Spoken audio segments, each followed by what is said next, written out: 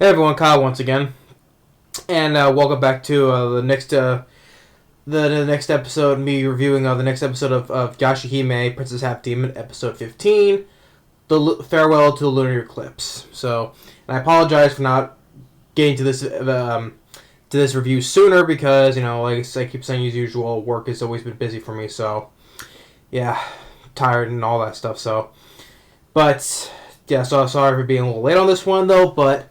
Want to get to it as soon as I can because I said before when this episode came out, I was getting excited for it, and we're going to get some answers or questions answered. So, what I gotta say about it, just before the next episode comes out, what I gotta say about episode 15, Farewell to the Lunar Eclipse. I love the episode, and I would say yes. I say this is the best episode I've seen as of yet. As if it went the right way, it would be the best episode I've seen, and it has. And I highly enjoyed it, and was a great seeing our original cast again. So that was one thing. And most of the questions I got were answered, but it still leaves a couple though, which I'll get to in a bit though. But for now, focusing on what is going on here, it focuses on of Riku. More on Riku, how he's narrating this. He's narrated the story told back 18 years ago, back when Kagome was there still. 18 years, which, well, I'll get to the bits. It takes back 18 years, yes, and he says like for him because it shows like he is a demon because he says 18 years is no time at all. So he's talking to Hoseki the second, which is Hoseki the second. How he created the Black Pearl again, and how he using the Green Pearl and Aizaoe Inuyasha's mother, her rouge, and basically using her tears. I think he said because through dialogue said these were originally created through tears, so hence like. The other rainbow pearls were. They were created through tears. So not only the black pearl, but also hence the other rainbow pearls, because they said originally these were created from tears through dialogue. So yeah, so it's not okay. So you get an explanation how these rainbow pearls were made, and how Riku had the green pearl with him, and. Telling Hoseki II to give the Black Pearl and the Rouge to Inuyasha, because if we recall back in the original series of Inuyasha back then, the Black Pearl was inside in Inuyasha's eye, and was used as a gateway to enter the afterlife, or it was called the Netherworld. Is where it was also the resting place of Inuyasha's father Toga. As we see him travel back there, we see Inuyasha's father, his giant skeletal remains and all that. So yeah, at least to that place. So, and Hoseki the second, because we see. It goes and visits Inuyasha and Kagome, and gives them the Black Pearl and the Rouge, and which Inuyasha puts the Black Pearl back into his eye, and Kagome keeps the Rouge, and in Hoseki the second says since he learned about using his father's adamant barrage, he wants to see it, so Inuyasha does. And it goes to destroying the roof of his house, and of course, which of course always makes me smile, like, Kagome getting angry, telling Inuyasha to sit. Inuyasha, sit, boy! Yeah, which I would say, yeah, but I had to still enjoy that, because I have always enjoyed, the past, so, Inuyasha, sit! Sit! Sit, boy! Yeah, but it was still fun to hear her say that. So, and in the beginning, I didn't notice the first time though, but watching it again, which by this time I've watched the episode like 4 or 5 times by this point, since it premiered. In the beginning of the start of the episode, we see Kaede holding baby Hyusui, right, when he was a baby, and Sango's other twin daughters. They were much more little. And after it shows, that they know the title of the episode, it shows us some more time has passed, and the twins are a little older, and Hyusui is like standing on his feet, no longer just a little baby though, but he's like standing on his feet now.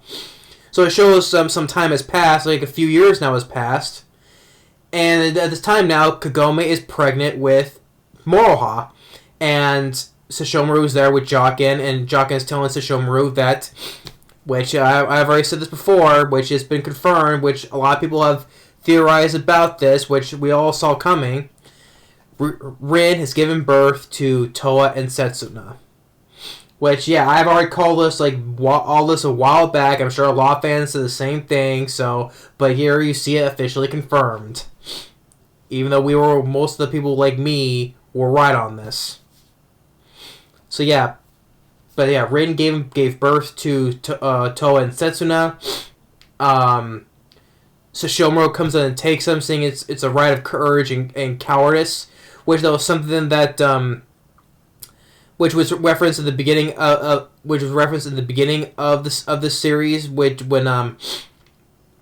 Kaede was explaining to Kohaku and Hyusui and the other demon slayers, when he took the twins away. Yeah. So yeah, the rite of cowardice, courage and cowardice. It was something that she was explaining to them at the beginning of the series, and because before he took the twins away, Sesshomaru was approached by Zero, that woman that was responsible, basically told that Hiramaru, that fire demon, to burn down the forest. She approaches him, tells about Kirimaru and how he's going to react, because about the birth of his half demon twins, and seeing how she was once humiliated by Sesshomaru's father. So he takes the twins away. Before that, Riku is talks to Kagome, saying about the giant meteor that every 500 years comes out and comes down here. But the last time, it was Kirimaru and Toga, Sesshomaru and Inuyasha's father. They worked together to destroy that meteor, but now it's coming back. Destroy the fragment, now it's coming back, though. But now it's up to Inuyasha and Sesshomaru to do the same thing. But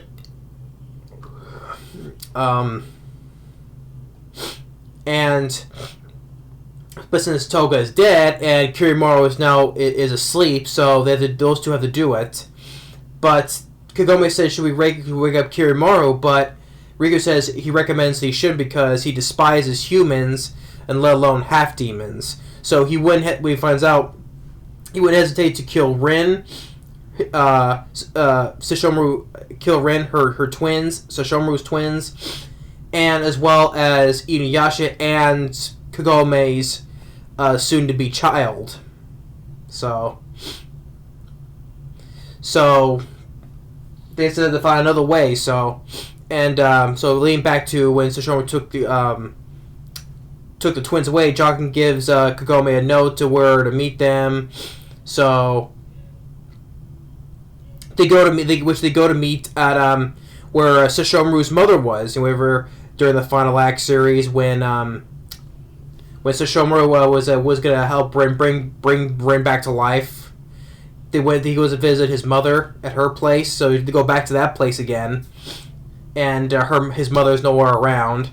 So the meteor comes down.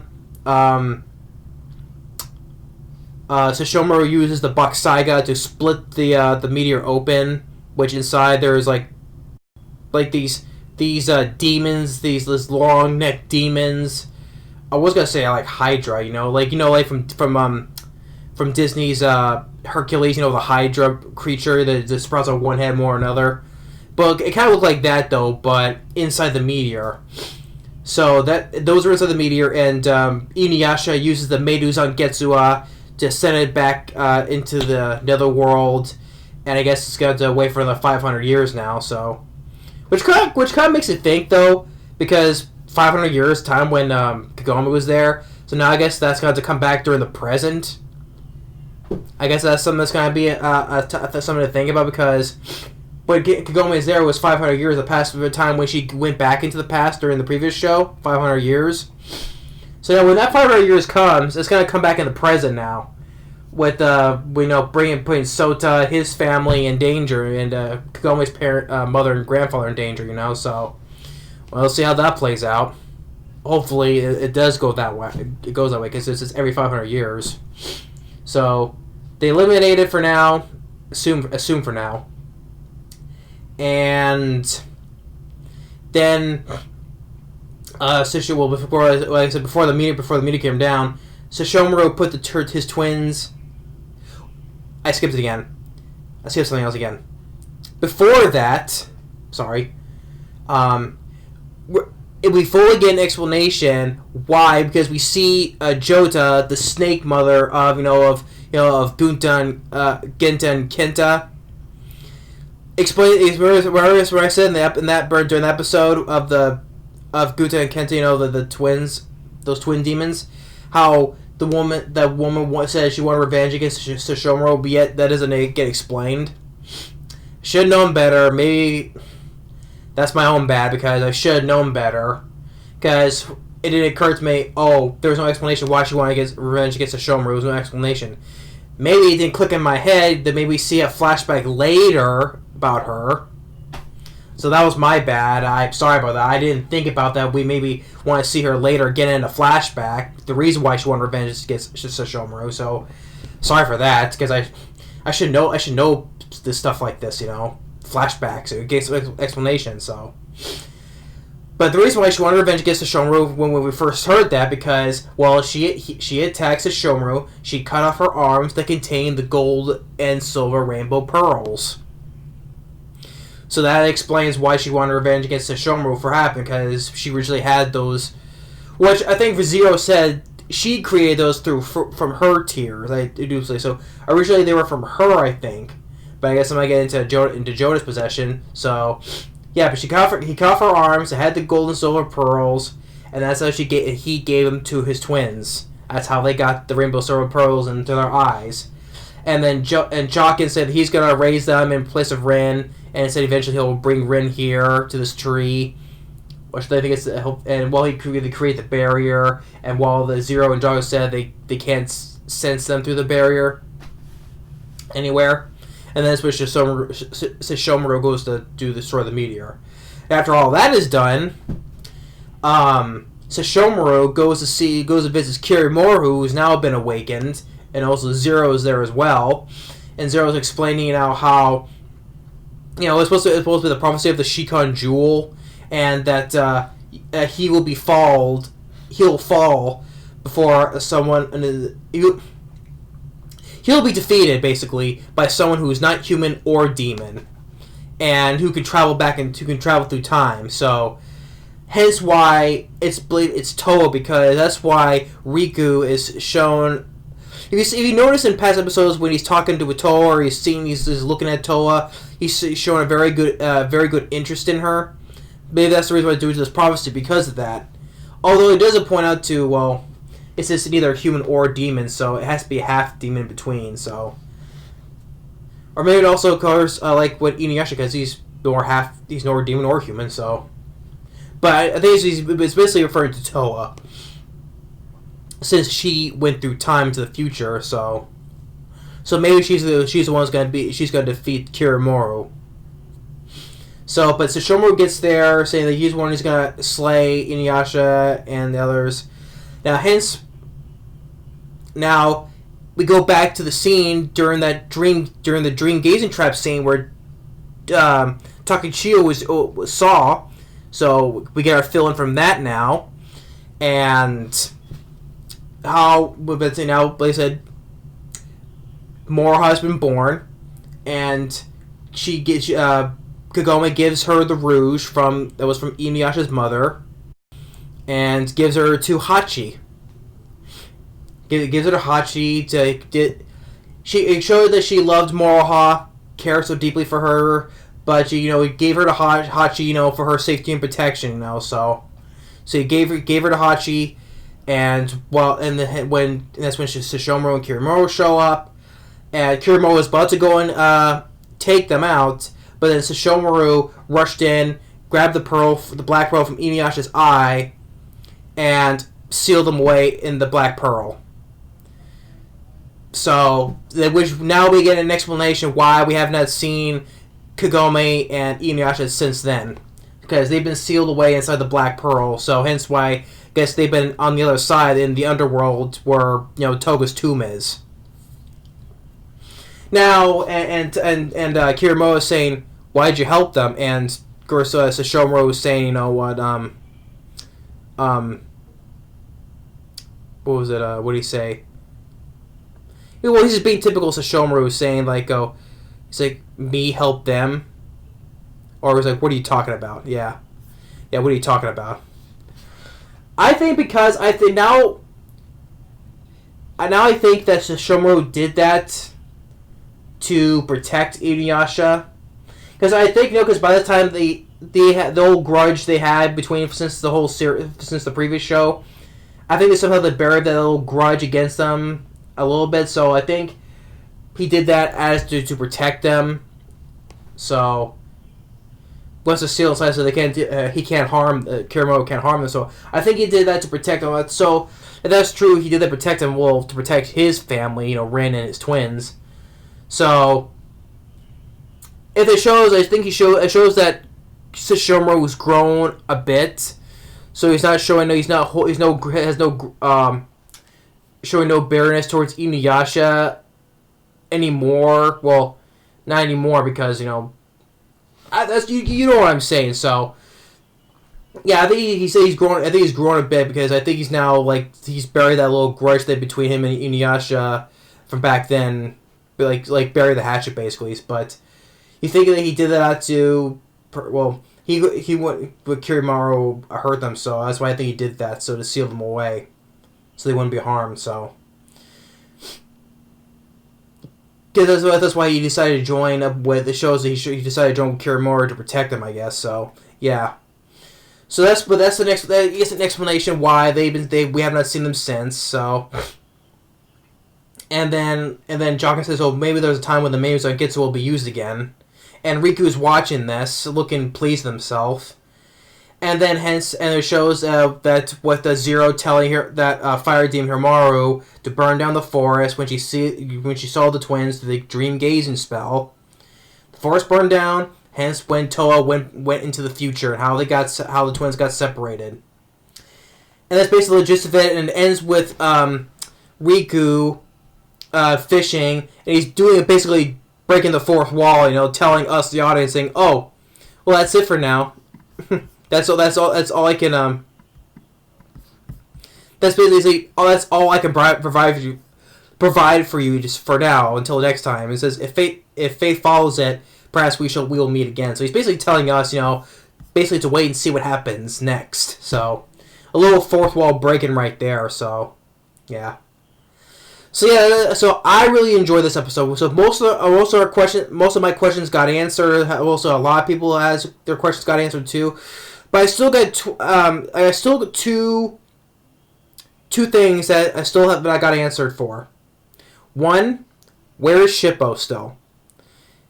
Through all that time, usually we'd be seen there, you'd be seen here and there.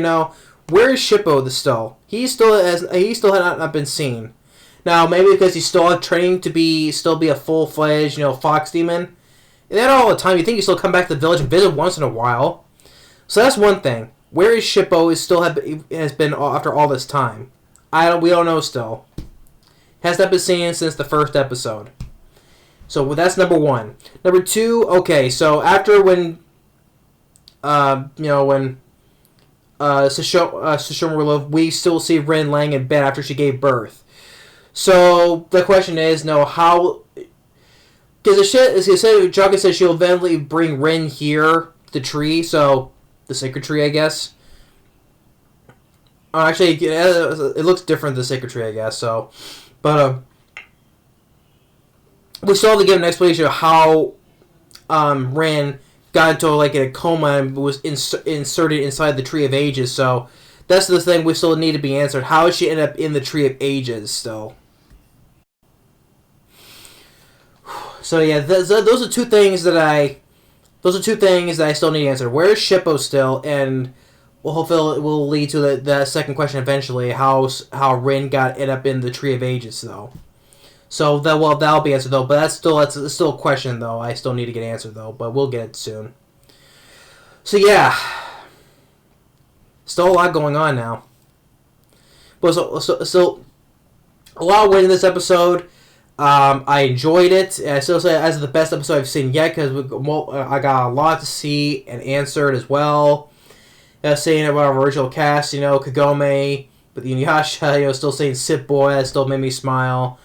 Kagome, especially would say Kagome pregnant with Moroha, and Rin, saying giving birth to Toa and Setsuna, which that was so most of us confirmed for ourselves that Rin is the birth parent of Toa and Setsuna, so we all knew that was coming though. We all established that already, but still. But and people also talk about the age difference, but how old was Rin? How old was Sesshomaru? I'm not getting to that, but I would still say by the time has passed, how many years it's been, I would say she's maybe 17 or 18. 18 or 18 or 17 at most, when the time when she gave birth to the twins. Because she does look older, and especially a lot more older, or maybe when she's on the Tree of Ages, maybe preserved her age. Who knows? So when she's on the Tree of Ages, but if it's 14 years have passed, it has to be in her late 20s, and I'm not sure what time has passed if in the netherworld. So that's the question: is if Inuyasha and Kagome have aged since then as well? So we'll have to wait on seeing that. But farewell under the lunar eclipse. I love the episode. So that's my thoughts on that. And I want to give, since this is a long one as usual, I'm just going to give another separate video regarding about the preview, which is going to focus on more from the preview. It's going to focus on more on Moroha. Because I've got to mention, when Hachi delivered baby Moroha to Koga, so we've finally got to see appearance by Koga now. Koga with Aomi, which is new because they're married, because at the Final Act series they got married, so nice to see them both. And with the new person we see, I mentioned during the second new opening, those quick little flashes, we see Moroha calling over this one person. I had to assume, but by the time then, it had to be someone from the Wolf Demon tribe. I had to assume that because from the clothes and we saw from those brief bits, quick split-second bits, it had to be someone from the Wolf Demon tribe, but I was not sure on. But now we know now. This person we see with Koga, Naomi, and Hachi when he delivered Moroha is part of the Wolf Demon tribe. So I guess he's the one to be kind of like raising Moroha, I guess, which I'll talk about in the next video about the preview. So, but that's gonna be the main stuff to focus on Moroha in that episode, and plus we get to see Konton again. One of the four perils, Konton. So, stay tuned for that video. But this episode, farewell under the lunar eclipse. I love the episode. Like I said, all the stuff like Kagome, Inuyasha, even so I've mentioned Sango, so nice to see Sango in there again as well, with the twins and baby Husui, Kagome pregnant and all that stuff. I enjoyed about the episode. So yeah, most of it got answered. So yeah, I definitely give it a thumbs up for this. I love this episode. Like I said, this is the best episode I've seen as of yet. I said if it looked right, I said it would be the best episode yet. So yeah. And first of all, I think Sesshomaru does still have the Black Pearl because we didn't see him give it to anybody else, so I assume the Black Pearl is still in his possession. So we'll have to find out about that. Yeah, but a lot answered though. But anyway, when said and done, thanks for watching. And stay tuned for the next video. Hopefully, it'll be on the preview of the next episode. And we'll see you all later. Later.